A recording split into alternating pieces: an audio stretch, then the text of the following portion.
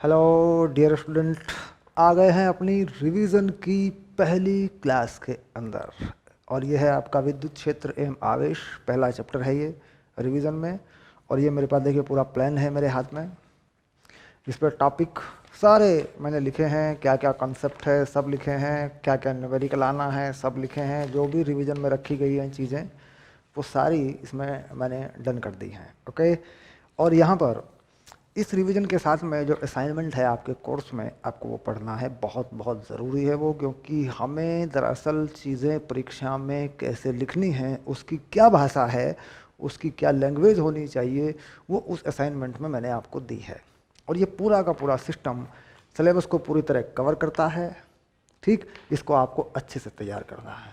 और उम्मीद यह है कि बोर्ड एग्ज़ाम में 90 प्लस 90 से ज़्यादा, ओके, यही टारगेट है हमारा। चलिए शुरू करते हैं। पहला चैप्टर आ गया, तो पहले चैप्टर में सबसे पहला जो टॉपिक है उस पर कोई सवाल बन सकता है या नहीं बन सकता है, और सवाल बन सकता है तो उसमें कॉन्सेप्ट क्या है। तो सबसे पहला आता है, देखिए अगर हम पढ़ते हैं, सबसे पहले हम लेते हैं स्वर्ण पत्र विद्युत दर्शी। स्वर्ण पत्र विद्युत दर्शी, ठीक। स्वर्ण पत्र विद्युत दर्शी में क्या चीज़ है ये ले लेते हैं पहले। तो पहला टॉपिक हमने ले लिया स्वर्ण पत्र विद्युत दर्शी।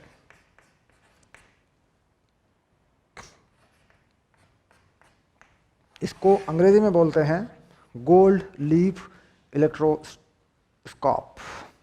गोल्ड लीफ इलेक्ट्रोस्कोप, इसके बारे में समझ के हमें इसमें एक कंसेप्ट है वो निकाल के चलना है। बस एक कंसेप्ट है इसके अंदर, वो निकाल लेना है। देखिए यहाँ पर मान लीजिए कोई चालक है, कोई चालक छड़ है, उस पे दो पत्तियों के रूप में, सोने की दो पत्तियों के रूप में कुछ इस तरीके से ये बना होता है,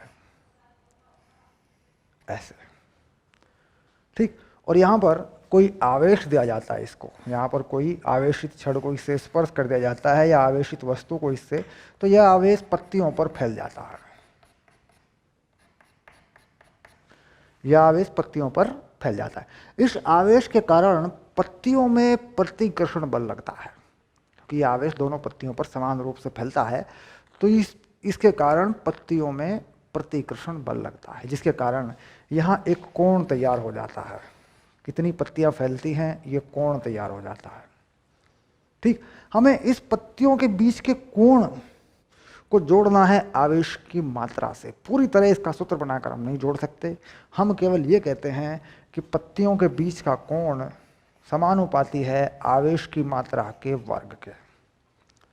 जितना आवेश है उसके वर्ग के समानुपाती है या अनुक्रमानुपाती है, ये हम कहते हैं। बस यही इसका कॉन्सेप्ट है, इसका फंडा सिर्फ इतना ही है। यानी अगर इस पर सवाल बनेगा तो यही बनेगा, ध्यान रखना इस बात का। क्योंकि स्वर्ण पत्र दर्शी में आवेश की मात्रा, पत्तियों आवेश की मात्रा जितनी भी है उसका वर्ग जो है पत्तियों के बीच के कोण पर निर्भर करता है। तो कैसे करता है, अब यहाँ तुलना कर सकते हैं, तुलना के लिए सवाल दे सकते हैं कि साहब दो आवेश हैं, एक में कोण इतना है, दूसरी में कोण इतना है, ठीक। क्या सवाल बनता है मैं आपको बता देता हूँ। मान लीजिए पहला कोण है θ1 और पहला कोई आवेश है Q1², दूसरा कोण है θ2 और दूसरा कोई आवेश है Q2² में, ठीक। दो बार आवेश है, एक बार Q1 एक बार Q2, दो बार कोण बनेंगे, दो आवेशों की तुलना कर रहे हैं। तो इससे हो जाएगा हमारा Q1/Q2 का स्क्वायर और θ1/θ2। पत्तियों के बीच के कोण आवेशों के से किस प्रकार संबंधित है ये बना देगा आपका। इस कंसेप्ट पर, यहीं पर जो सूत्र मैंने लिख दिए हैं यहीं पर सवाल बनेगा, ठीक। अब यहाँ देखिए थोड़ा सा देख लेते हैं इस चीज को। कहता है आवेश जो है Q और कोण थीटा को हम मान लेते हैं 30 अंश, ठीक। तो Q का स्क्वायर 30 अंश है। देखिए यहाँ पर क्या गलती होती है, 30 अंश है, मान लीजिए 30 अंश है, तो 30 अंश को हम यूज करते हैं सामान्यतया रेडियन में, उसे गुणा करते हैं। But that is not matter, क्योंकि ये मैटर नहीं करता, क्योंकि यहाँ पे क्या होता है कि हम एक गुणा का फैक्टर लगाते हैं, इसे रेडियन में लेते हैं या कुछ भी लेते हैं। तो कुल मिलाकर अब दूसरी चीज में कहता है आवेश अगर 2 गुना कर दिया जाए तो यह कोण कितना हो जाएगा। सिंपल सी बात है। चलिए अब देखो, ये नंबर बनेगा 1/4, दोनों तरफ भाग कर दिया मैंने, और ये नंबर बनेगा 30/θ। ठीक, तो थीटा कितना बन गया दोबारा देखिए, 120 अंश, ये उत्तर हो गया। तो बात को समझ गए होंगे किस प्रकार आवेशों की मात्रा से इस कोण का संबंध है। ठीक, अगर आवेश का मान 2 गुना हो जाएगा तो कोण 4 गुना हो जाएगा, ये कंसेप्ट है और ये सूत्र है। पक्का? ठीक है, ओके डन। ये इसके अंदर का कॉन्सेप्ट है। दूसरा कॉन्सेप्ट ले रहे हैं, चालक तथा विद्युत रोधी। दूसरा कंसेप्ट है चालक तथा विद्युत रोधी।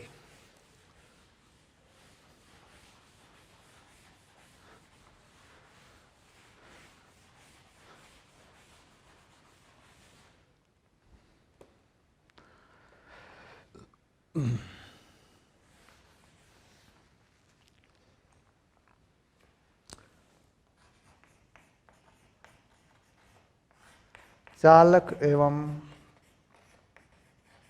विद्युत रोधी।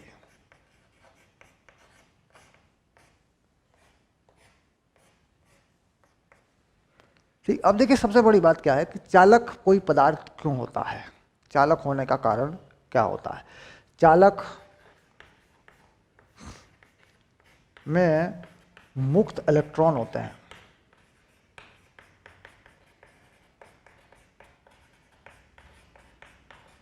जो एक पदार्थ से दूसरे पदार्थ पर जा सकते हैं। जाने के लिए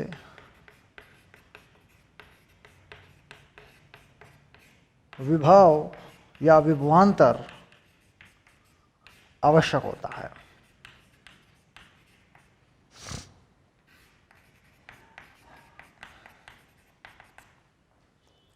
ठीक, अब यहां पर देखेंगे, इस कंसेप्ट को समझ लेंगे, क्योंकि यहां पर इस पर कुछ आने वाली बात नहीं है, बल्कि आगे वाली चीज़ों में ये काम आती है चीज़।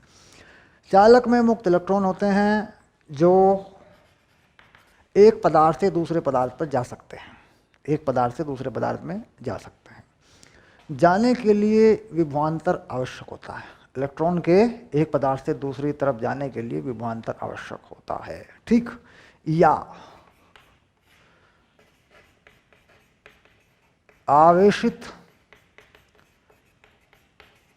करने के लिए यांत्रिक कार्य आवश्यक होता है।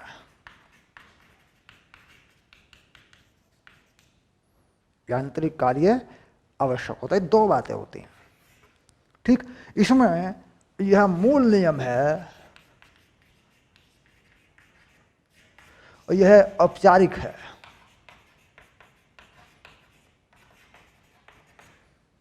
यानी ये एक औपचारिक नियम है यांत्रिक कार्य करने से भी, क्योंकि यांत्रिक कार्य करने से भी कहीं ना कहीं विभवांतर पैदा हो जाता है, जिससे आवेश एक पदार्थ से दूसरे पदार्थ पर चला जाता है। अब यहाँ पर ये चीज़ बनाएंगे, ये बहुत काम आएगी बाद में। धनात्मक आवेश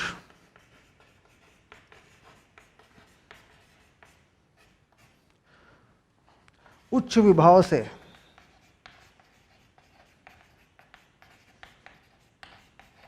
निम्न विभव की ओर स्थानांतरित होता है। यानी धनात्मक आवेश उच्च विभव से निम्न विभव की ओर स्थानांतरित होता है। इस बात को यहाँ पकड़ेंगे, हालांकि विभव हम दूसरे चैप्टर में पढ़ते हैं, लेकिन इन दो बातों को यहाँ पकड़ के रखेंगे हम। ठीक, अब इसके बाद धनात्मक आवेश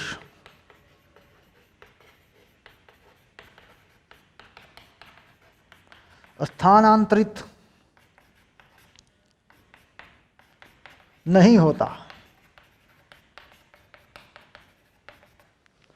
यानी स्थानांतरित नहीं होता। स्थानांतरित लिख दें या ट्रांसफ़र लिख दें, लो ट्रांसफ़र लिख देता हूँ, अंग्रेजी में लिख देता हूँ, लो छोटा शब्द है, ट्रांसफ़र नहीं होता। ठीक, इसका मतलब अगर कोई वस्तु धनात्मक हो रही है या ऋणात्मक हो रही है तो वह इलेक्ट्रॉन पर निर्भर करता है। यानी वस्तु का आयनित होना इलेक्ट्रॉन पर निर्भर करता है।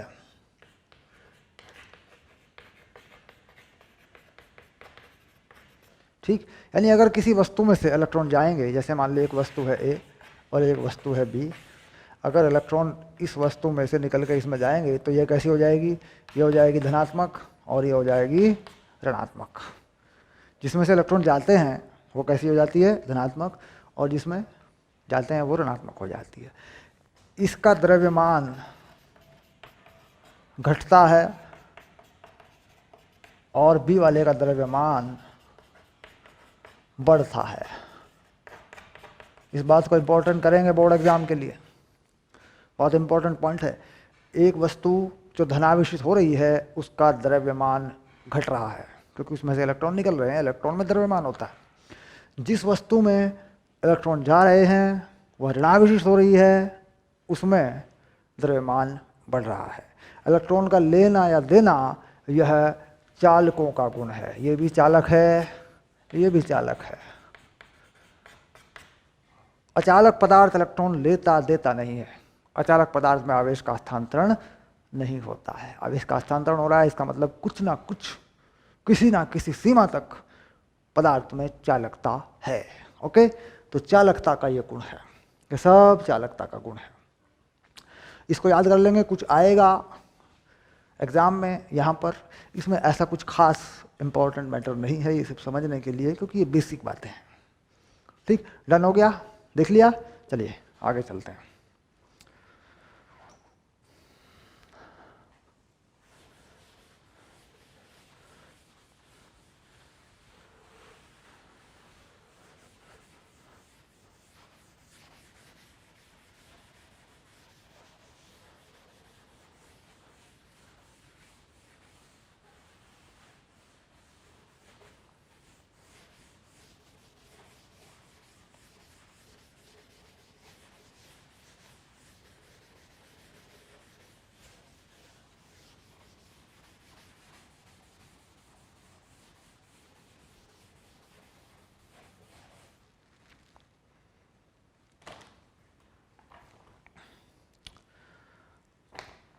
अब आ गया प्रेरण द्वारा आवेशन। प्रेरण द्वारा आवेशन, सबसे पहले तो देखते हैं कि आवेशन क्या चीज है। ठीक, आवेशन यानी किसी पदार्थ को आवेशित करना। ठीक, तो आवेशित करने का फंडा जो है वो तीन तरीकों से हो सकता है। एक होता है यांत्रिक कार्य यानी घर्षण, यानी रगड़ना, एक वस्तु को दूसरी वस्तु से रगड़ दिया जाए। ठीक, दूसरा होता है चालन, आवेश का चालन हो, और तीसरा होता है प्रेरण। चालन द्वारा आवेशन, प्रेरण द्वारा आवेशन। चालन द्वारा आवेशन होने में विभवांतर का महत्व है, प्रेरण द्वारा आवेशन होने में विद्युत क्षेत्र का महत्व है, और ये यांत्रिक कार्य से होता है। इन चीज़ों को समझेंगे। देखिए, यांत्रिक कार्य मैंने कहा रगड़ना, तो आवेश स्थानांतरित हो सकता है, क्योंकि जो आवेश है पृष्ठ के पास उसमें गति आ जाती है, वह गतिमान हो जाता है, उसकी स्थितियाँ बदलने लगती हैं, और जहाँ जहाँ उसकी ज़रूरत होती है, जहाँ जहाँ वो जा सकता है वो चला जाता है। ठीक, ये सब चीज़ें होती हैं किसमें, चालकों में, चालक पदार्थों में ही होता है। अब चालन यानी विभवांतर, इसमें मैंने बता दिया कि आवेश, धनात्मक आवेश उच्च विभव से निम्न विभव की तरफ चलता है। ये कंसेप्ट याद रखेंगे पक्का। ठीक, और ऋणात्मक आवेश निम्न विभव से उच्च विभव की तरफ चलता है। ठीक, अब देखो कैसे, इसका उदाहरण दे देता हूँ। मान लीजिए हमारे पास ये एक पॉजिटिव प्लेट है, इसका विभव उच्च होगा, और ये हमारे पास एक ऋणात्मक प्लेट है, इसका विभव निम्न होगा। ठीक, उच्च विभव निम्न विभव। अब मान लीजिए मैं यहाँ एक धनात्मक आवेश दे दूँ, ये धनात्मक आवेश किस तरफ भागेगा जरा सोच के बताइए। ये पॉजिटिव चार्ज है, ये पॉजिटिव रिपेल करेगा, प्रतिकर्षण करेगा, इधर को भागेगा। तो देखिए धनात्मक आवेश उच्च विभव से निम्न विभव की तरफ जा रहा है, और अगर यहाँ एक इलेक्ट्रॉन रख दूँ या नेगेटिव चार्ज रख दूँ तो ये उसका उल्टा चलेगा, यानी ऋणात्मक आवेश निम्न विभव से उच्च विभव की तरफ जाता है। तो यही है आवेशित होने का कारण। किसी वस्तु में उच्च विभव है, किसी वस्तु में विभव नहीं है, तार जोड़ दूँ ठीक, तो आवेश स्वतः ही जाने लगता है। अब इस प्रक्रिया को समझेंगे। मान लीजिए वस्तु बी है, यह है अनावेशित,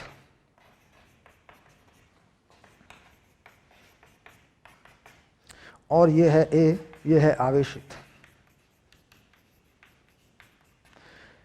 यह आवेशित वस्तु है, इस पर कोई पॉजिटिव चार्ज है, और यहाँ एक तार जोड़ दिया मैंने। ये तार जोड़ दिया मैंने, आवेश आना जाना शुरू हो गया है। तो जरा देखें क्या होगा।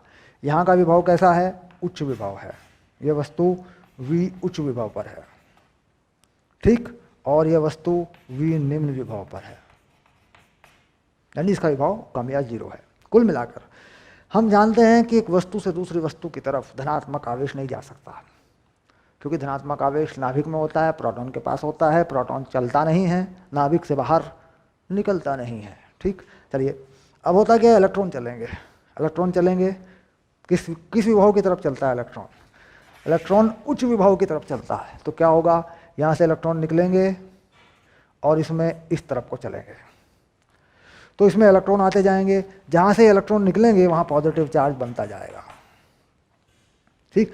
जब तक इन दोनों का विभव बराबर नहीं हो जाता, V A बराबर VB नहीं हो जाता, तब तक ये इलेक्ट्रॉन इसमें जाते रहेंगे और आवेश स्थानांतरित होता रहेगा।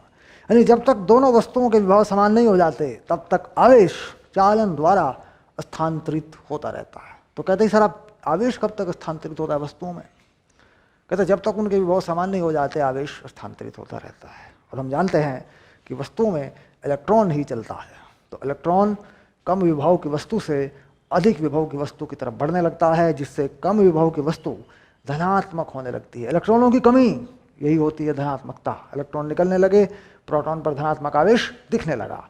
तो इस तरीके से क्या होगा कि इस वस्तु का चार्ज इस वस्तु पर दिखाई देने लगा धनात्मक के रूप में, इलेक्ट्रॉन इस वस्तु में आने लगे। तो इस वस्तु में अगर इलेक्ट्रॉन आने लगे ए में, तो इसका पॉजिटिव चार्ज न्यूट्रल होने लगा। पॉजिटिव चार्ज यानी प्रोटॉन है, प्रोटॉन को इलेक्ट्रॉन मिलने लगा तो वह जीरो होने लगा, और जहाँ से इलेक्ट्रॉन चले थे वहाँ प्रोटॉन बनने लगे। कुल मिलाकर ये पॉजिटिव चार्ज इस वस्तुओं पर पहुँचा। ऐसा नहीं है, इस वस्तु से इलेक्ट्रॉन इस वस्तु में आए तब ये पॉजिटिव चार्ज यहाँ विकसित हुआ है, इलेक्ट्रॉन की कमी के कारण विकसित हुआ है। तो इस तरीके से उच्च विभव से निम्न विभव की तरफ हम कह रहे हैं कि पॉजिटिव चार्ज चलता है, लेकिन निम्न विभव से उच्च विभव की तरफ नेगेटिव चार्ज चलता है। तो जब दो वस्तुओं में तार जोड़ा जाता है तो इलेक्ट्रॉन चलता है निम्न विभव से उच्च विभव की तरफ। तो सवाल उठ जाता है कि साहब ए से बी में आवेश गया, ए से बी जोड़ा, ए से बी में कोई आवेश गया, वो धनात्मक आवेश गया। ये कथन गलत है। वास्तव में ए से बी में कोई धनात्मक आवेश नहीं गया, बल्कि बी से ए में इलेक्ट्रॉन आए हैं, जिनकी वजह से वस्तुओं में आवेश का बंटवारा, आवेश का वितरण हो गया है ठीक। तो याद रखेंगे ये है चालन। ओके, अब बात करते हैं प्रेरण की।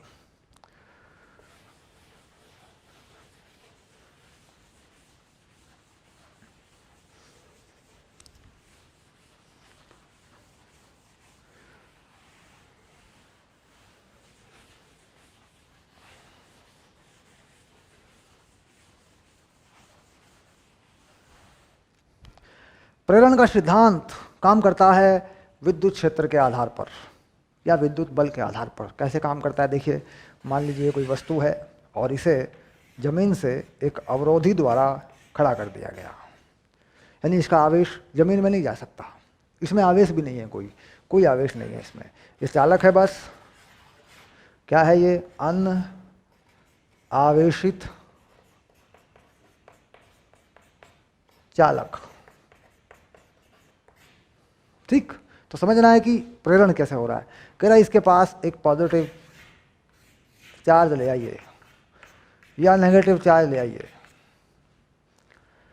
इस पॉजिटिव या नेगेटिव चार्ज जो भी आप लाए हैं, मान लीजिए हम ये पॉजिटिव चार्ज ले आए, धनात्मक आवेश ले आए, तो इसके अंदर जो इलेक्ट्रॉन है, इसके अंदर जो इलेक्ट्रॉन है मुक्त इलेक्ट्रॉन, वो मुक्त इलेक्ट्रॉन इसकी तरफ भागेंगे क्योंकि फोर्स लगेगा।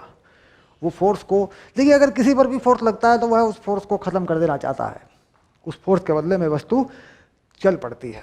ठीक, तो इसका मतलब हो गया कि अगर यहाँ धनावेश है तो यहाँ जो इलेक्ट्रॉन है वो इस तरफ आने लगेंगे,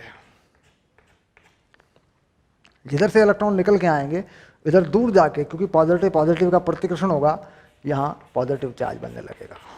तो एक सरफेस में, पास वाले सरफेस में कैसा बन जाएगा, नेगेटिव, इधर वाले में कैसा बन जाएगा, पॉजिटिव। अब हम चाहते हैं कि जो पॉजिटिव चार्ज है ये एक झटके में हम इसे ख़त्म कर दें, हम इसे हटा दें, तो हम क्या करते हैं, इसको ज़मीन से जोड़ देते हैं। तो ज़मीन से जोड़ने पर क्या होता है, ज़मीन क्या करती है, ज़मीन क्या करती है, विभव को शून्य कर देती है, यानी इस आवेश को न्यूट्रलाइज कर देगी। ज़मीन से कुछ इलेक्ट्रॉन निकलेंगे और इसमें चले जाएंगे ऐसे, तो यह आवेश शून्य हो जाएगा, यानी न्यूट्रलाइज हो जाएगा। कुल मिलाकर ये ऋणात्मक आवेश फैल जाएगा। जैसे हम इसे दूर हटाएंगे, जैसे ही हम इस छड़ को दूर हटाएंगे, वैसे ही ऋणात्मक आवेश इस पर फैल जाएगा। ध्यान रहे, जब तक ये चार्ज न्यूट्रलाइज हो जाए, अर्थ का कनेक्शन काट दिया जाए, उसके बाद इसको हटाना है, उसके बाद हटाना है, इसको पहले नहीं। सवाल कहीं भी बनता है, पहले इसको पास लाए, यहाँ ऋणात्मक आवेश आया, यहाँ धनात्मक आवेश आया, इस धनात्मक आवेश को ज़मीन से जोड़ दिया, इसे ज़मीन में पहुँचा दिया या इसे ज़मीन से न्यूट्रलाइज कर दिया, उसके बाद ज़मीन के कनेक्शन को काट दिया, ज़मीन के कनेक्शन को काट दिया, उसके बाद इस आवेश को हटा दिया, तो यह ऋणात्मक आवेश इस गोले पर फैल जाएगा, यह आवेशित हो जाएगा। इन स्टेप को याद रखना है। ठीक, तो इसे कहते हैं प्रेरण। कारण क्या है, विद्युत क्षेत्र, विद्युत बल। क्यों, ये धनात्मक आवेश यहाँ इस वस्तु के अंदर मुक्त इलेक्ट्रॉनों पर विद्युत बल लगाता है, जिसकी वजह से वो चल पड़ते हैं। और हमने कहा इलेक्ट्रॉन ही चल सकते हैं, तो इलेक्ट्रॉन चलेंगे, जहाँ से इलेक्ट्रॉन चलेंगे वो जगह क्या हो जाएगी, धनात्मक हो जाएगी। ठीक, ओके, डन, कंसेप्ट क्लियर है। चलिए, प्रेरण पर आधारित जो सवाल हैं वो आपके नोट्स, असाइनमेंट, सारी चीज़ों में इन सब पर प्रॉपर सवाल हैं। हर टॉपिक में पूरे सवाल मिलेंगे आपको, पूरी थ्योरी मिलेगी, उसको पढ़ना है आपको।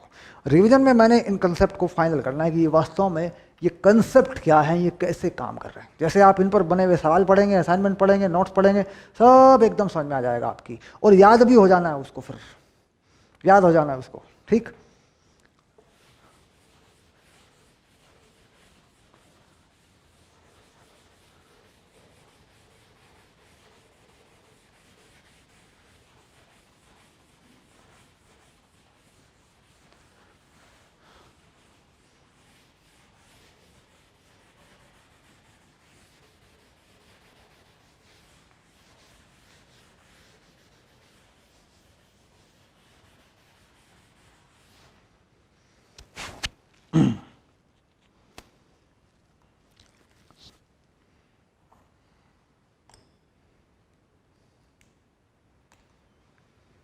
अब आ गया विद्युत आवेश। विद्युत आवेश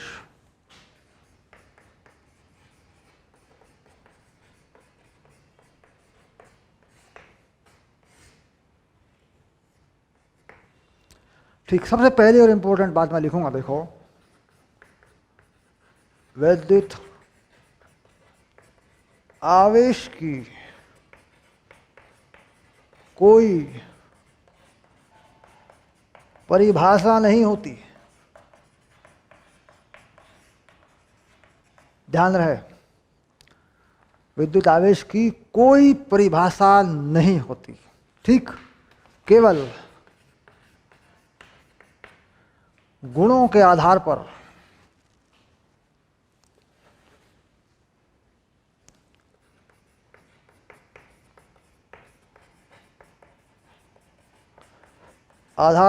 आवेश की जानकारी दी जाती है। ठीक, आवेश प्रकृति में मूल राशि है। एवं अपरिभाषित है, परिभाषा कुछ नहीं है। ठीक, डन, बात समझ में आ गई। सबसे पहले किताबों में लिखी हुई उल्टी पुल्टी किताबें मत पढ़िए, कुछ फायदा नहीं है। ठीक, अब चलिए, आवेश कितने प्रकार का है? आवेश 2 प्रकार का है, धनात्मक और ऋणात्मक।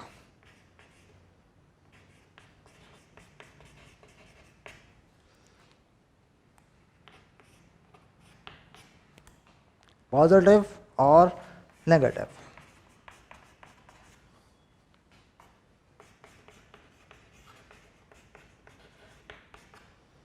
ठीक, प्रकृति में कम से कम ज्ञात आवेश, प्रकृति में कम से कम ज्ञात आवेश जो स्वतंत्र अवस्था में रह सकता है वह इलेक्ट्रॉन का आवेश है। 1 इलेक्ट्रॉन का आवेश -1.6 10⁻⁻19 कूलाम होता है। ठीक, ये आवेश की पहली जानकारी है। कंफर्म कर लें, विद्युत आवेश की कोई परिभाषा नहीं होती, केवल गुणों के आधार पर ही आवेश की जानकारी दी जाती है। आवेश प्रकृति में मूल राशि है। ओके, आवेश 2 प्रकार का है, ऋणात्मक, धनात्मक। ठीक, प्रकृति में कम से कम ज्ञात आवेश जो स्वतंत्र अवस्था में रह सकता है वह इलेक्ट्रॉन का आवेश है। यानी एक इलेक्ट्रॉन एक ऐसा कण है जो एक आवेश रखता है, स्वतंत्र अवस्था में रह सकता है। इसका मान इतना है। ऋणात्मक 1.6 10⁻⁻19 कूलाम, कूलाम आवेश का मात्रक है। एक होता है इलेक्ट्रोस्टैटिक यूनिट ESU, आवेश का CGS मात्रक भी एक होता है, और बोर्ड में नहीं आता, कोई पूछता नहीं है उसको। ठीक, यानी ESU भी होता है, इलेक्ट्रोस्टैटिक यूनिट। ठीक, ये कैसा मात्रक है? ये SI मात्रक है, ध्यान रहेगा, इसको ध्यान रखेंगे। ठीक, इसके अलावा दूसरा मात्रक नहीं पढ़ना आपको इसका। ठीक है,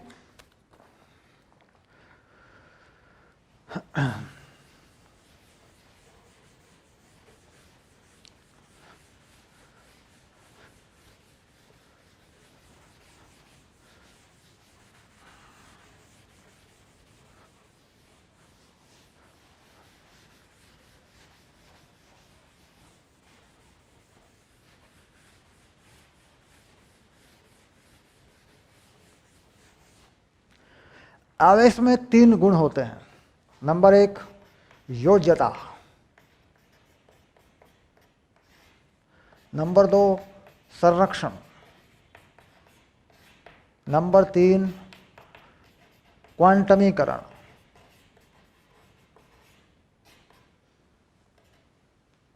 ठीक, परीक्षा की दृष्टि से तीनों बातें इंपॉर्टेंट हैं। सबसे पहली बात योज्यता। ठीक, किसी भी वस्तु में आवेश कुल आवेशों के बीजगणितीय योग के बराबर होता है। किसी वस्तु अथवा निकाय में, किसी वस्तु अथवा निकाय में कुल आवेश वस्तु अथवा निकाय के अंदर निहित आवेशों के बीजगणितीय योग के बराबर होता है। ठीक, अब मान लीजिए एक निकाय है हमारे पास, हमने इसमें 3 आवेशित कण रखे हुए हैं। एक है +5 कूलम, एक है 2 कूलम, एक है -3 कूलम। ठीक, तो निकाय का कुल आवेश, निकाय का कुल आवेश कितना हो जाएगा? 5 2 3, 5 + 2 -3, ये हो जाएगा 4 कूलम। इसका मतलब है आवेशों की योज्यता है, यानी किसी भी निकाय का आवेश बाहर से देखने पर कितना दिखाई देगा। ठीक, कितना हो गया? 4 कूलम। ठीक, अब देखिए आवेशित या अनावेशित वस्तु, भेदभाव देखते हैं किस तरीके से होता है।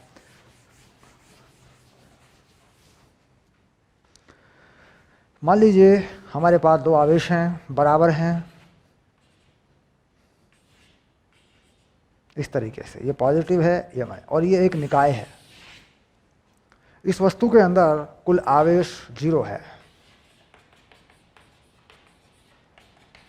ठीक, तो हमें ये देखना है कि ये वस्तु आवेशित है कि अनावेशित है। तो बाहर से देखने पर नियम के अनुसार यह वस्तु अनावेशित है, अनावेशित लिख देते हैं, ऐसे भी लिख देते हैं, क्योंकि इसमें बाहर से देखने पर कोई आवेश नहीं है।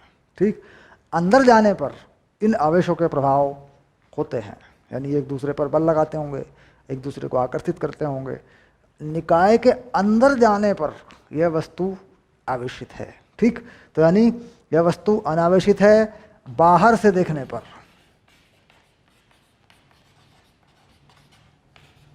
ठीक, और वस्तु आवेशित है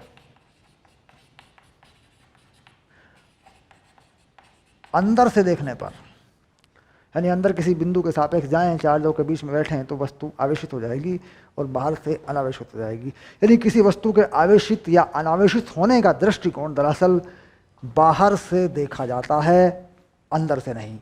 सामान्यतया अंदर से सभी वस्तुएं, सभी निकाय आवेशित होते हैं, अंदर से सब आवेशित होते हैं, लेकिन बाहर से देखने पर कुल आवेश अगर 0 आ रहा है तो इसका मतलब उसके अंदर कितने भी चार्ज हों, ठीक, वह क्या कही जाएगी? अनावेशित। जैसे परमाणु उदासीन है, परमाणु न्यूट्रल है, उस पर आवेश कैसा है? 0 है, लेकिन उसके अंदर हम जानते हैं प्रोटॉन भी हैं, इलेक्ट्रॉन भी हैं, बहुत सारे इलेक्ट्रॉन घूम रहे हैं, बहुत सारे प्रोटॉन हैं नाभिक में, लेकिन वो न्यूट्रल है, उदासीन है। तो बाहर से देखने पर वो कैसा है? उदासीन है। इसका मतलब उसमें आवेश नहीं है, अनावेशित है। अनावेशित का मतलब है टोटल चार्ज 0। ठीक, बाहर से देखने पर। ओके, चलिए ध्यान में समझ में आ गई बात कि योज्यता का नियम कैसे काम कर रहा है। बाहर से देखने पर कुल आवेश जोड़ दिया जाता है, उसका बीजगणितीय योग बना दिया जाता है। ठीक,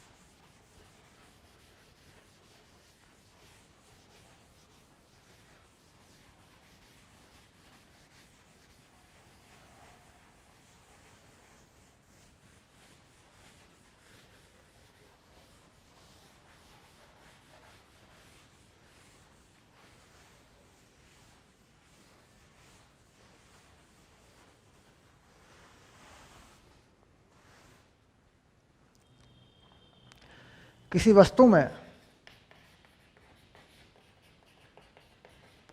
आवेश Q1 व Q2 इस प्रकार हैं, Q1 plus Q2 equal to 0। इस कथन का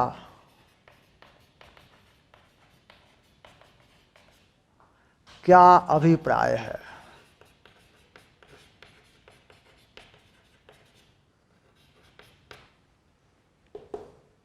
देख लो क्या लिख दिया मैंने। किसी वस्तु में आवेश इस प्रकार हैं कि Q1 प्लस Q2 0, इस कथन का क्या अभिप्राय है? क्या लिख देंगे उत्तर में, जरा बताओ, उत्तर में क्या लिखेंगे बताओ। वस्तु के बाहर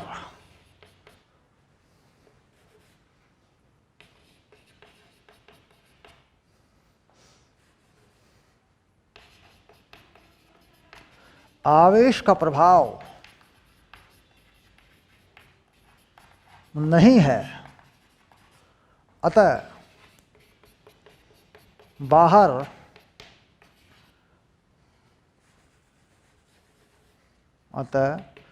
वस्तु के बाहर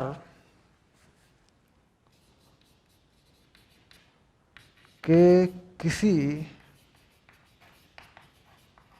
अन्य आवेश पर वस्तु का आवेश प्रभाव नहीं डालता, अर्थात आवेश शून्य है, लेकिन वस्तु के अंदर Q1 बराबर माइनस Q2 दो आवेश हैं जिनमें आकर्षण बल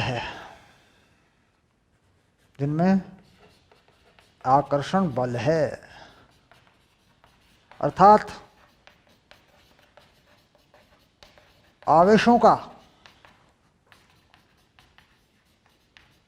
एक दूसरे पर प्रभाव है, आवेशों का एक दूसरे पर प्रभाव है वस्तु के अंदर, लेकिन वस्तु के बाहर आवेश शून्य है। यानी इस वस्तु के अंदर का कुल आवेश किसी बाहर की वस्तु पर आवेश का प्रभाव नहीं डालता। Okay, done. इस कथन का ये मतलब है। लेकिन वस्तु के अंदर Q1 माइनस Q2 है, दो आवेश हैं जिनमें आकर्षण बल है, विपरीत आवेशों में आकर्षण बल लगता है, अर्थात आवेशों का एक दूसरे पर प्रभाव है। ओके, समझ में आ गई बात? तो अब क्लियर हुआ होगा कि योज्यता को समझना महत्वपूर्ण है और 1 नंबर का सवाल इन्हीं छोटी छोटी बातों पर बन जाता है।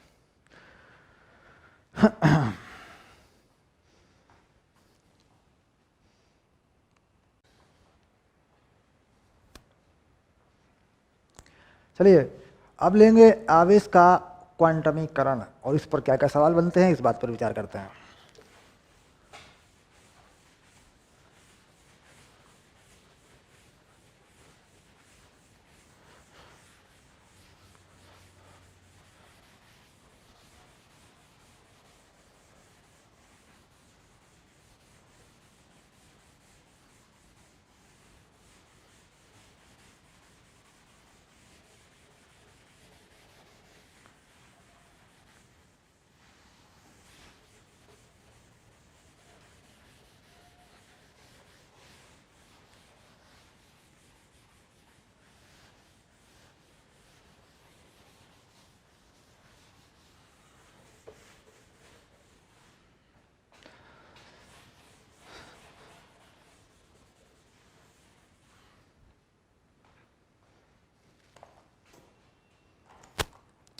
अब लेंगे आवेश का क्वांटमीकरण। तो बेसिक जो फॉर्मूला है सीधा उसे पकड़ लेते हैं, Q इक्वल्स टू NE।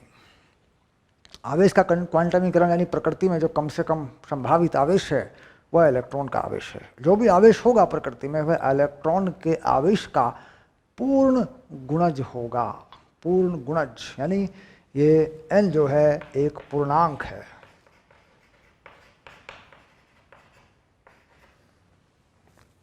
ठीक, ये बात तो आपको अच्छे से समझ में आ गई होगी अब तक कि भाई ये Q इक्वल्स टू NE में E क्या है? इलेक्ट्रॉन का आवेश है।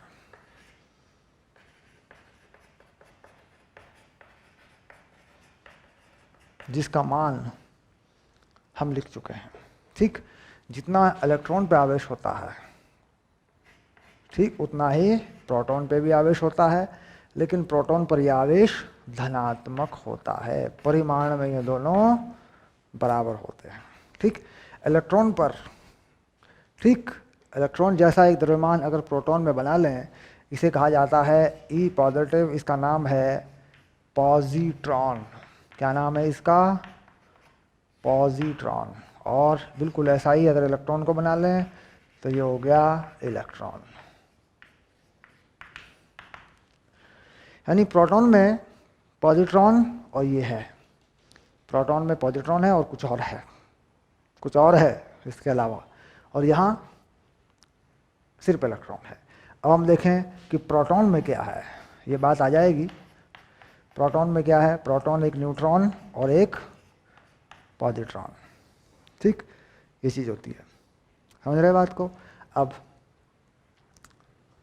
इलेक्ट्रॉन स्वतंत्र इलेक्ट्रॉन है, तो जाहिर सी बात है कि ये जो आवेश है यह स्वतंत्र आवेश नहीं है, स्वतंत्र आवेश नहीं है।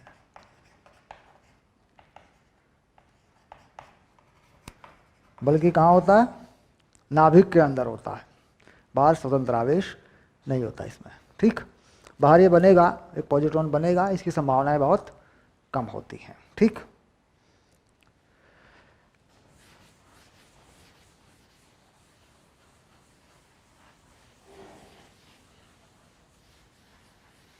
चलिए अब फटाफट देखते हैं कि इस सूत्र पे क्या बन के नजर आता है हमें, ठीक। तो यहाँ पर इस सूत्र में हमसे सीधे पूछ लेते हैं आवेश के बारे में, Q = N बताओ, ठीक। कहता है 1000 इलेक्ट्रॉन का आवेश बताओ, कितना होगा बताओ। 1000 इलेक्ट्रॉन का आवेश, 1000 1.6 10⁻⁻19 कूलम, आंसर हो गया, ठीक। उसके बाद कहता है 1 मोल इलेक्ट्रॉन का आवेश बताओ, 1 मोल, 1 मोल में कितना होता है 6.022 × 10⁻23 और इलेक्ट्रॉन का आवेश ये हो गया Q, ठीक, सिंपल। 1 मोल इलेक्ट्रॉन का आवेश, 1 मोल इलेक्ट्रॉन के आवेश को हम कहते हैं फैराडे नंबर। क्या कहते हैं बच्चों, फैराडे नंबर या फैराडे संख्या। फैराडे संख्या क्या होती है बताओ, 1 मोल इलेक्ट्रॉन का आवेश होता है, ठीक। चलिए अब इसके बाद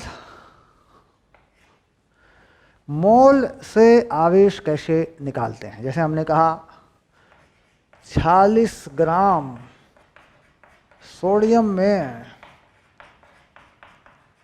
कितना धनावेश है, परमाणु भार किसका, सोडियम का, ये है 23। परमाणु भार कितना है 23 है। अगर 1 मोल लेंगे तो 23 ग्राम है, ठीक। यहाँ मोल कॉन्सेप्ट को समझना है, ठीक। हम जानते हैं कि Na के एक परमाणु में 11 E पॉजिटिव आवेश होता है, 11 प्रोटॉन का केवल पॉजिटिव आवेश मांगा है। कुल मिलाकर तो ये परमाणु उदासीन होता है, जितने इलेक्ट्रॉन होते हैं उतने प्रोटॉन भी होते हैं। तो ये कितना है आवेश E पद, ये एक परमाणु का है। ये किसके लिए है, एक परमाणु,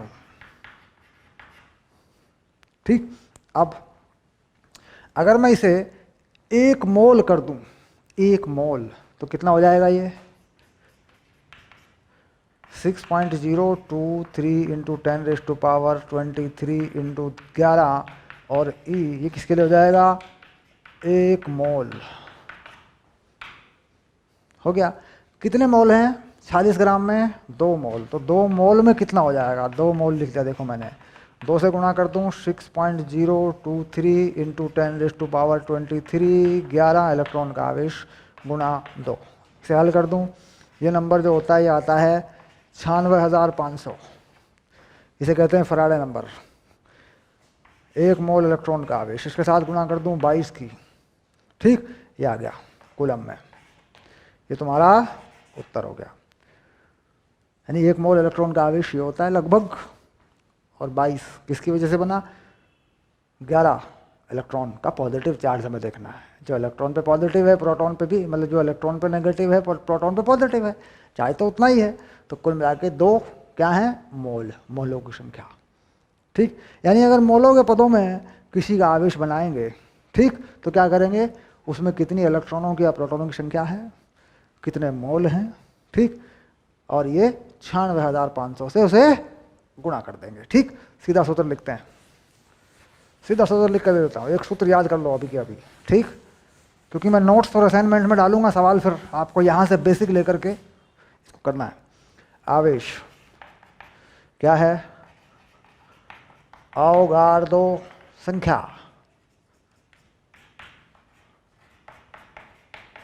मोलों की संख्या, परमाणु में इलेक्ट्रॉन की संख्या, ठीक, या प्रोटॉन की संख्या। ठीक, अब देखो लगा के देखो, जैसे मैंने कहा था 40 ग्राम सोडियम, ठीक, तो अवगाद्रो संख्या, इलेक्ट्रॉन का आवेश इंटू अवगाद्रो संख्या, ये क्या है? इसे क्या कहते हैं आप?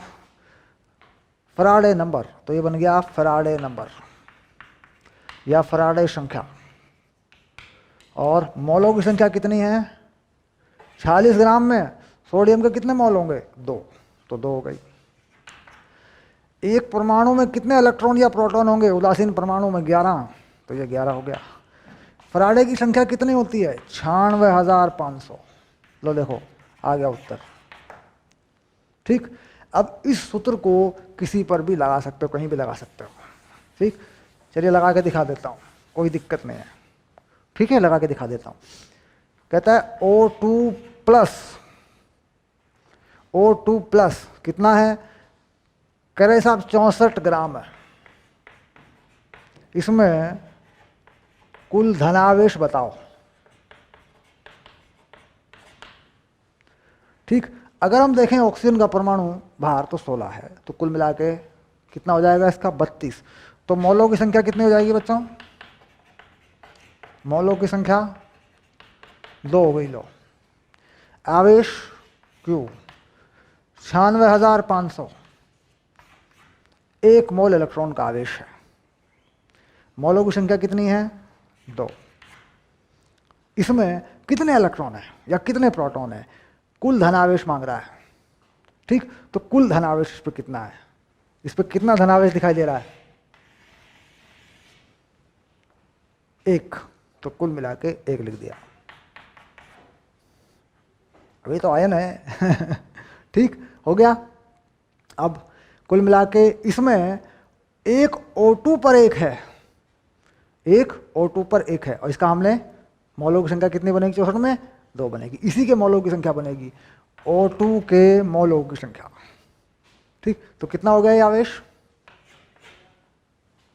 क्लियर? समझ में आ गई बात? ठीक, तो यानी सीधे सीधे मोलों की संख्या निकालें, आवेश देख लें, डन, लगा लें इसमें। ठीक है, चलिए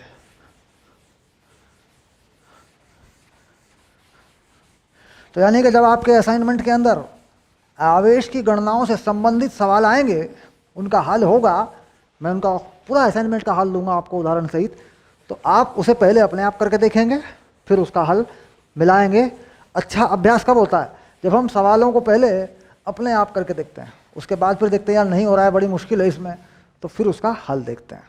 ठीक, तो रिवीजन का मतलब है कि ये थोड़ा तेज चलता है। रिवीजन में कोई पहले की तरह नहीं पढ़ा रहे हैं, रिवीजन में तो बस वो चीज़, उन चीज़ों को पकड़ पकड़ के चल रहे हैं जो पेपर में आनी इंपॉर्टेंट है या सिलेबस जिसमें हम कवर कर रहे हैं। रिवीजन में तो हमें थोड़ा सा तेज चलना होता है, और हमें ये कोशिश करनी होती है कि 1.5 से 2 घंटे में या 2.5 घंटे में हम पूरे चैप्टर के कॉन्सेप्ट निकाल दें, एक बार कोई हमसे छूट ना जाए। ठीक,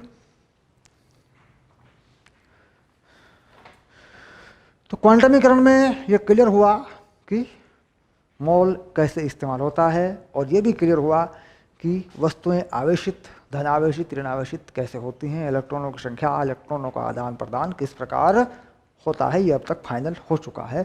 अब चलते हैं नंबर 5 पे। ठीक,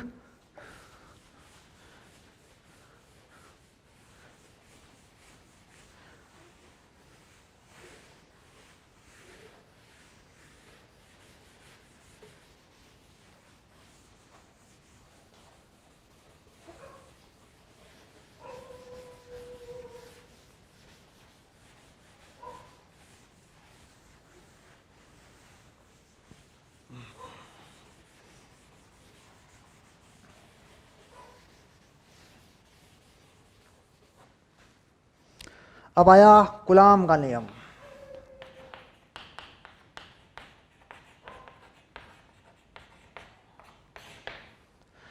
कूलाम का नियम अगर लिखने को आ गया, कूलाम का नियम अगर लिखने को आ गया तो पेपर के अंदर इसका सदिश निरूपण करना है। सदिश निरूपण,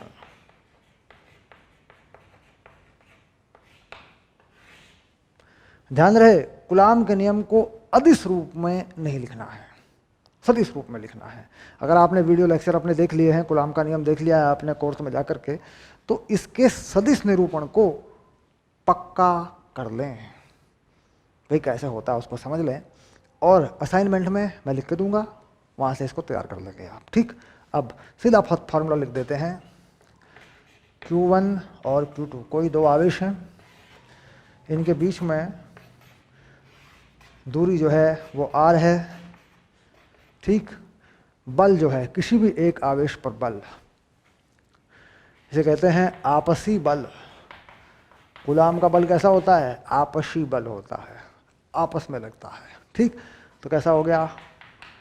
1/4 pi epsilon not Q1 Q2 का परिमाण लगाएंगे और R स्क्वायर लगाएंगे।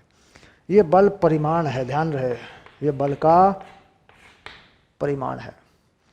इस पे हमें दिशा ये सोचकर लगानी पड़ती है कि दरअसल किस आवेश पर बल लगाया जा रहा है। मान लीजिए Q1 पर बल लगाता हूं और ये दोनों आवेश धनात्मक हैं। दोनों आवेश कैसे बना लिए मैंने? धनात्मक। और Q1 पर बल लगाता हूं तो Q1 पे बल इधर को लगेगा। तो जिस दिशा में बल है उसी दिशा में मुझे यहाँ एक R बनाना पड़ेगा। यानी अब R की दिशा 2 से 1 की तरफ है। R सदिश की दिशा यह है, क्योंकि इसी दिशा को मैं बल पे लगा दूंगा, दिशा R से बनानी पड़ेगी। ठीक, तो कुल मिला के Q1 पर बल F सदिश 1/4 pi epsilon not Q1 Q2 का परिमाण R स्क्वायर और R की दिशा, क्या लगा दी मैंने? R की दिशा। तो यहाँ R की जो दिशा है, ये दिशा सदिश है, टॉप पे उठा दी इसको, देखो। ठीक, किधर है ये सदिश? किधर है? Q2 से Q1 की और। ठीक, अगर Q2 पर देखेंगे तो फिर R की दिशा को बदल देंगे, क्योंकि इस पे प्रतिकर्षण बल इस तरफ को आएगा। ठीक, अब आता है Q2 पर बल, इधर को लगेगा Q2 पर बल। Q2 पर बल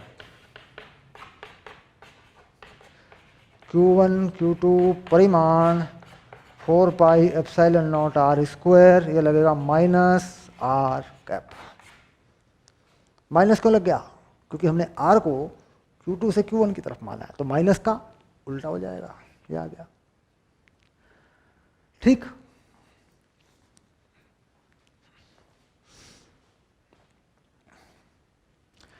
आपसी बलों में बाहर से देने पर निकाय पर बल शून्य होता है। क्या करेंगे? आपसी बलों में बाहर से देखने पर निकाय पर बल शून्य होता है। मान लीजिए ये बल 2 से 1 की तरफ है, ये 2 1 है, ये बल 1 2 है। ठीक, तो हम क्या कह रहे हैं? F12 माइनस F21, तो ये हो गया F12 प्लस F21 शून्य। यानी क्रिया प्रतिक्रिया बाहर से देखने पर बल नहीं है, बाहर से देखने पर बल शून्य आ जाता है, एक पर इस दिशा में, दूसरे पर उसकी उल्टी दिशा में। चलिए, ये तो थोड़ी सी कूलाम के नियम की जानकारी थी, बल के बारे में था। नियतांक, ये वाली जो चीज़ है, ये निर्वात का नियतांक है। इसको हवा में, वायु में भी लगा देते हैं, लेकिन अन्य माध्यम है, पानी है, तेल है और है, तब ये बदलता है। ठीक, इसका मान 9 10 की घात 9 रहता है, जिसमें एप्सिलॉन नॉट का मान 8.85 10 की घात -12 रहता है। इसे कहते हैं विद्युतशीलता, निर्वात की विद्युतशीलता। ठीक, चलिए आगे बढ़ते हैं। ये बातें मैं आपको रिवीजन में याद दिला रहा हूँ, इसका मतलब है कि इस रिवीजन का फ़ायदा उठाओ, इसके वीडियो देख के असाइनमेंट पढ़ लो। ठीक, असाइनमेंट के बाद आ रहा है मॉडल पेपर। असाइनमेंट के साथ मिलेगा मॉडल पेपर, उस मॉडल पेपर को सॉल्व करना है और जो समस्या आएगी उसको फिर उसके हल में देखना है। मॉडल पेपर हल के साथ में मिलेगा आपको, ठीक है।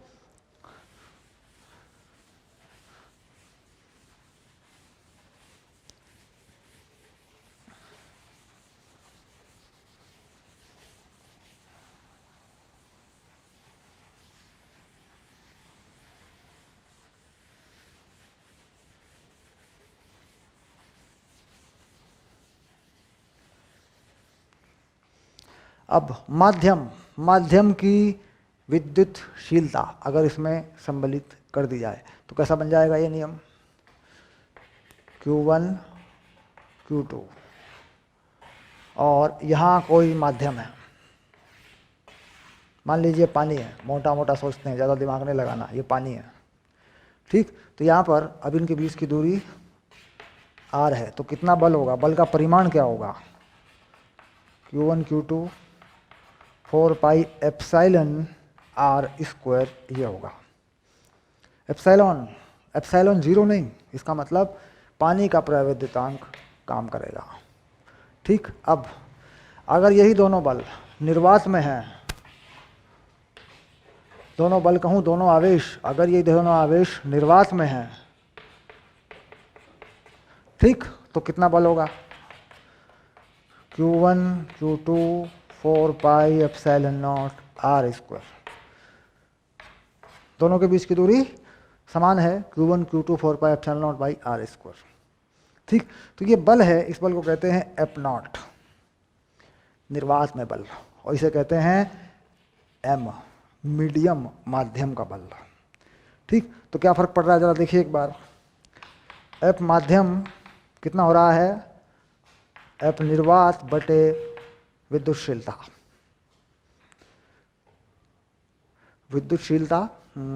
एफ माध्यम, और इसके साथ में नीचे आ जाएगी ये चीज एफ नॉट एप्सिलॉन नॉट ऐसे। ठीक, क्यों, क्योंकि ये चीज़ तो कॉमन है, देखो एफ नॉट एप्सिलॉन नॉट क्या बना, Q1 Q2 by R square. ठीक, और नीचे 4 पाई, यहाँ से क्या बना, FM एप्सिलॉन Q1 Q2 बना के देखो 4 पाई R स्क्वायर।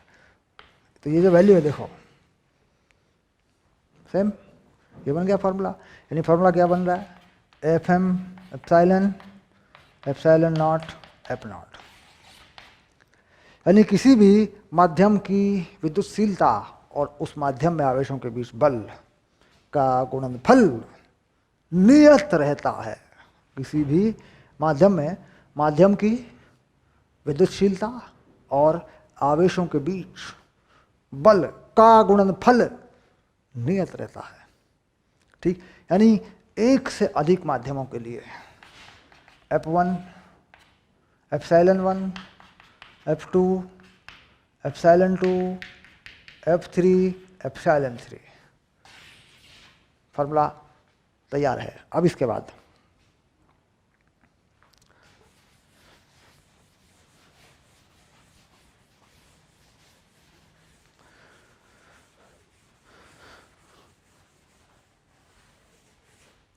एक नया शब्द यहाँ पर लगता है जिसे हम कहते हैं आपेक्षिक विद्युतशीलता, उसका इस्तेमाल कर लेते हैं।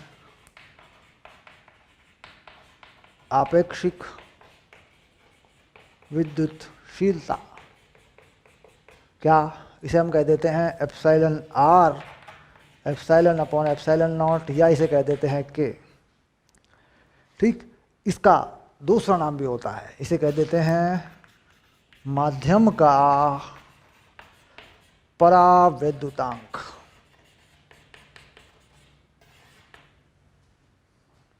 ठीक, अब जरा यहाँ इस पर गौर करें, देखिए क्या हो रहा है, माध्यम में Q1 Q2 4 पाई एप्सिलॉन, अगर इस एप्सिलॉन को बना दूं यहाँ पे कितना बनेगा, K epsilon not R square. ठीक, यानी एफ माध्यम ये बन जाएगा ये एफ नॉट हवा वाला या निर्वात वाला अपॉन के, यानी माध्यम में बल दो आवेशों के बीच में निर्वात में बल बटे परावैद्युतांक। जैसे हमने कहा पानी का के 82 है, पानी का परावैद्युतांक कितना है 81 या 82 होता है, तो मैंने चलो 82 लिख दिया। ठीक, तो निर्वात के मुकाबले पानी में बल बहुत कम हो जाएगा, दो आवेशों के बीच में पानी में बल बहुत कम हो जाएगा। ठीक, दो आवेशों को निर्वात में रखा इतना बल है, पानी में रखेंगे कितना बल होगा, तो पानी का परावैद्युतांक जितना भी है उससे भाग कर देंगे। ठीक, यानी मोटा मोटा याद कर लेते हैं इसको, सीधा सीधा याद कर लेते हैं, बड़ा काम आएगा ये। ठीक, माध्यम में बल निर्वात या वायु में बल बटे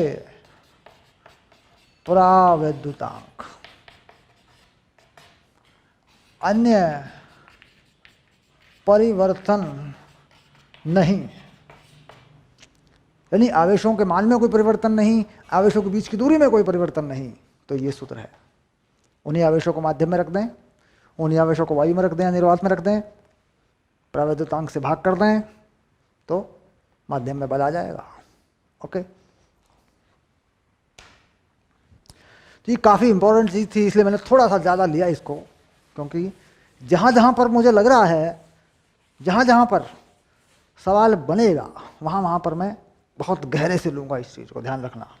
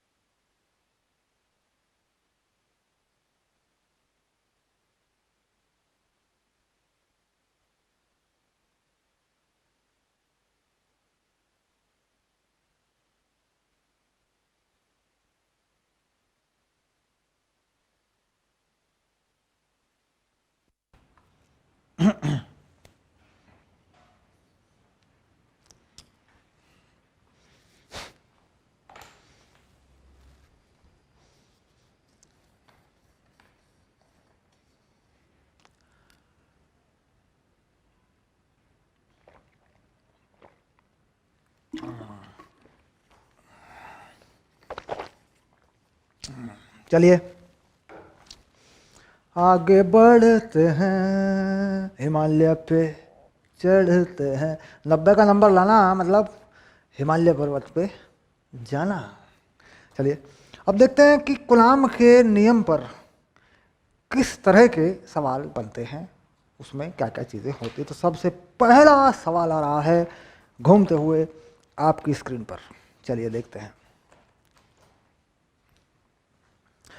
आवेशों के बीच में बल, और बल का मान निकलवाएं या फिर ये पता करवाएं कि साहब बल शून्य कब है। इसमें दो बातें महत्वपूर्ण होती हैं। एक रेखा में रखे आवेशों पर ये लगता है। पहली चीज देखिए, इस बोर्ड के दो हिस्से कर देता हूं मैं। सबसे पहले यहाँ पर आवेश Q1, यहाँ पे Q2, और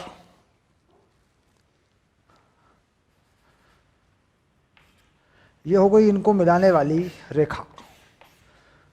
रेखा और रेखा हो गया। अब इनके बीच में कहीं कोई आवेश रखूं Q0, ठीक, और इनके बीच की दूरी पहले से मुझे दे रखी हो d, और ये मान लूं x। कहता है Q0 पर बल शून्य हो तो x का मान ज्ञात कीजिए। बड़ी इंपॉर्टेंट सी बात है, x का मान ज्ञात कीजिए। अब ये आवेश दोनों धनात्मक हैं, क्योंकि बल शून्य हो सकता है, ठीक, बल यहाँ पे शून्य हो सकता है। अब इसके बाद कहता है इसमें एक आवेश ऋणात्मक है और एक आवेश धनात्मक है। अब फिर वही कहानी है, इनके बीच का डिस्टेंस है d, ठीक।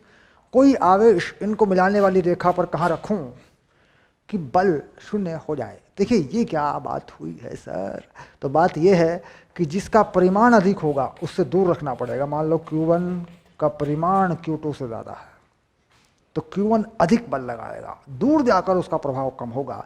तो इसलिए Q1 के पास नहीं रखना और बीच में नहीं रखना, यहाँ नहीं रखना, यहाँ नहीं रखना, क्योंकि बनेगा नहीं बैलेंस।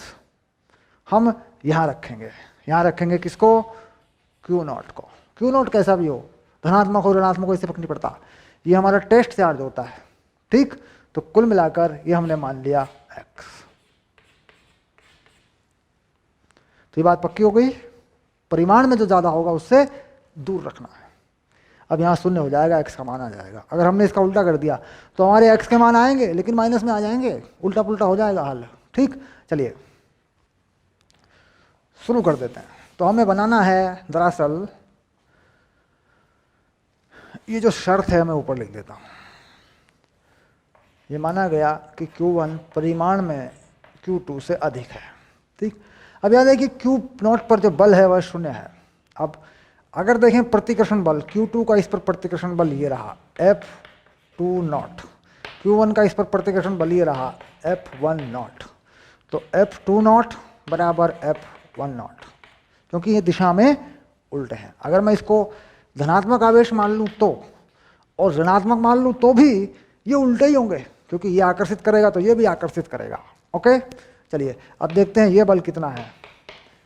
पहले वाला तो ये हो गया 1/4 pi epsilon not Q1 Q0 x square, और दूसरा हो गया 1/4 pi epsilon not Q2 Q0 d minus x का स्क्वायर। इसे काट दिया जाए, इसे भी काट दिया जाए, तो समीकरण आ गई बन के Q1 बाई एक्स स्क्वायर और Q2 by D minus x का स्क्वायर। यहाँ एक गलती होती है, ज़्यादातर बच्चे इसमें से x का मान निकाल नहीं पाते। बहुत देखा है मैंने, बहुत दिनों से देख रहा हूँ मैं। क्यों? क्योंकि वो इस स्क्वायर को खोल देते हैं। स्क्वायर को खोलने से आंसर मिलता नहीं है, इसको खोलना नहीं है स्क्वायर को, ठीक। इसको हल करना है। कैसे हल करना है इसको, अब कर देते, देखो यहाँ ले लेते हैं, थोड़ी सी जगह इसके लिए इधर बना लेते हैं। देखो ये बना ली जगह, कैसे, Q1 upon x square Q2 upon D minus x square. तो कुछ ऐसा करो कि d माइनस एक्स का स्क्वायर बना लो और Q2 बाई Q1 बना लो, ऐसा कर लो, तब जान बचेगी। अब दोनों पक्षों का वर्गमूल कर दो, तो ये हो गया d minus x upon x. धनात्मक रूट लेते हैं, माइनस में नहीं लेते, पॉजिटिव लेते हैं। पहला हल पॉजिटिव, ये Q2 और ये वर्गमूल में Q1। देखो दोनों पे वर्गमूल लग गया। अगर यहाँ ये रूट ना करूँ, उन पे वर्गमूल ना लगाऊं, तो वर्ग खुल जाएगा, पूरा संपूर्ण वर्ग हो जाएगा, a square B square plus 2ab में हम फंस जाएंगे। ओके, अब इस x को दोनों के नीचे कर दो, d upon x minus x upon x, इसे जो का तो लिख दो, ये लो। ये क्या हो गया, ये तो एक हो गया सर जी। अब आगे बढ़ा दो यहीं पे, यहाँ पे ले लूँ इसको, ठीक। चलिए, तो d minus x root Q2 बटे रूट Q1 प्लस 1, एक्स का मान d बटे रूट Q2 बटे रूट Q1 प्लस 1, ठीक। ये रहा उत्तर। अरे बाप रे सर, अगर कहीं हम इसका स्क्वायर खोल देते तो क्या होता? कुछ नहीं होता, रास्ते में रह जाते, होना ही नहीं, पूरा आएगा ही नहीं आंसर, फंसे रहोगे, समय बर्बाद होता रहेगा। चलिए, हो गया। अब इसका निकाल के देखते हैं।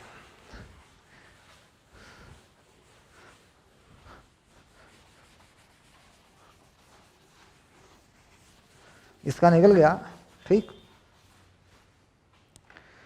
अब जरा उधर भी नजर हो,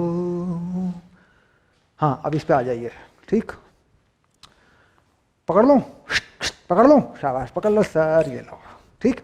अब देखो, इसका माइनस Q1 का इस पे बल कैसा आकर्षण बल होगा, F10, क्योंकि ये नेगेटिव है, और इसका इस पे ये होगा प्रतिकर्षण बल होगा, क्योंकि ये पॉजिटिव है। दोनों बल यदि बराबर होंगे बच्चों तो शून्य होगा परिणामी बल, ठीक, क्योंकि एक की दिशा एक की दिशा ठीक। तो लिख देता हूँ पहले की तरह F10 F20। F10 में कुल दूरी कितनी लगेगी, d प्लस एक्स, ये x नहीं है, ये तो कांटे का निशान है, हमने कहा था कि भाई यहाँ रखना ही नहीं है, सिंपल सी बात है। चलिए, तो हो गया Q1 Q0 upon 4 pi epsilon not d plus x का वर्ग Q2 Q0 4 pi epsilon not x square. पक्का कर लो। यहाँ पर जो x है देखो ये रहा, Q2 से x है, Q1 से d प्लस एक्स है, और ये धनात्मक है, इसको भी धनात्मक माना है, प्रतिकर्षण बल है उस तरफ कहाँ सर, बोर्ड तो खत्म हो गया, बोर्ड को छोड़ दो यार, उस तरफ लगा दो, ठीक। और ये इधर पे, इसका आकर्षण बल इधर को है, ठीक है। चलो काटा पीटी कर दो, ये गए, ठीक। तो ये आ गया d plus x upon x, ये इधर, और ये आ गया Q1 बटे Q2, ये लो, वर्गमूल भी कर दिया मैंने, क्योंकि मैं इसको इधर ले गया, वर्गमूल कर दिया, Q1 बटे Q2 आ गया। चलिए अब देखते हैं कितना आ गया, d बटे एक्स प्लस 1, और ये जो कर दूँ, ये लो 10 रुपए किलो ले लो, प्याज है सस्ता, आज है सस्ता, 100 रुपये किलो चल रहा है प्याज, बाप रे। हाँ ठीक है, चलो अब आ गया, क्या निकालना है, एक्स निकालना है, आ जाओ, डी एक्स बटे एक्स Q1 Q2,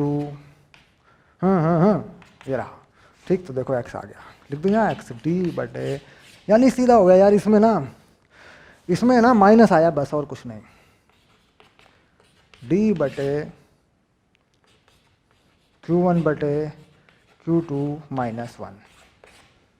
ये इसको याद करने की टेक्निक बता रहा हूँ, जो चार्ज ज़्यादा है यानी जिससे दूर है वह ऊपर आएगा, जिसके पास है वह बटे में नीचे आएगा, वर्गमूल में आएंगे दोनों, और घटेगा 1, और ये सारी की सारी व्यवस्था d के नीचे आएगी, पक्का, ओके डन, x हो गया, ये भी डन हो गया, ठीक। चलो अब आगे चलते हैं।